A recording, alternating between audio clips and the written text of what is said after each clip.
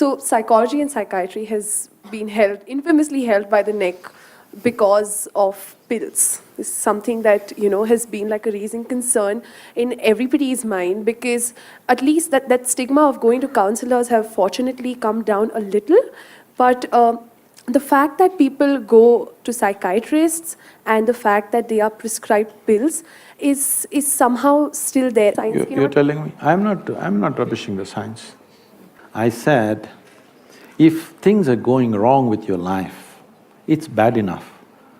If you get depressed, you're only multiplying the problem. For this, the activists have been… You also? You also? Okay. Okay, I'll explain that. I very much understand.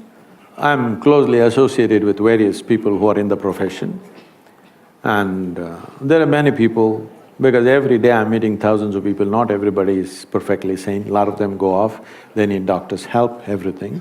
It's not we're discounting that. But if you do not bring the fundamental responsibility in every human being that their physical and mental health is their business, if you do not bring this from an early age, you will see a lot more people will go off. Don't think everybody is pathologically ill, no. Those who are pathologically ill, without medication for periods of time, they may not be able to come out at all. Some of them will never come out, that is also there, that's a different matter. But we are talking about all the fringe kind of madness, which all of us have. Something goes wrong, I can also drive myself into depression. I can also drive myself into depression. Something that I want doesn't happen. Everybody capable of driving themselves into depression, isn't it so? Is it possible or not? So what you're saying is depression is not a choice? I mean, is that what you're saying? You think depression is a choice? Please understand, there are some who are pathologically ill. It gets them in spite of themselves, but many of them push themselves into it. Suppose you get very angry, what is the expression you use?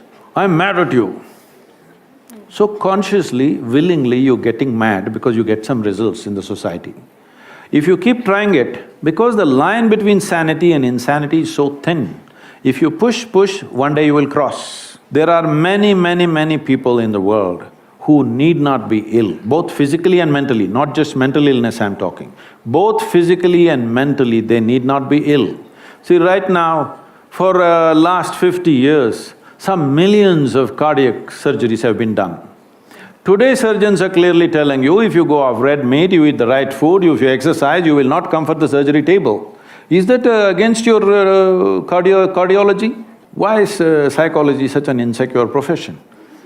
Absolutely not. There's a certain diagnostic criteria for… So, I might be sad, I might be extremely sad, but that does not mean that I am depressed. I am entitled to my sadness. See, please, who doesn't know this? Do I look so simplistic that I don't understand somebody is sad and somebody is depressed? But is it possible that many people push themselves into depressive states at certain times in their life, and the same people also came out in a determined way? Is it there?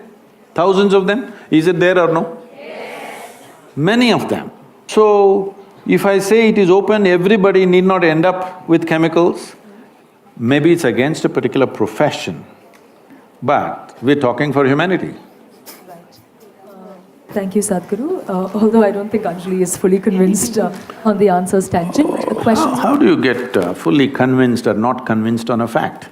If it's your opinion, you can be convinced or not convinced.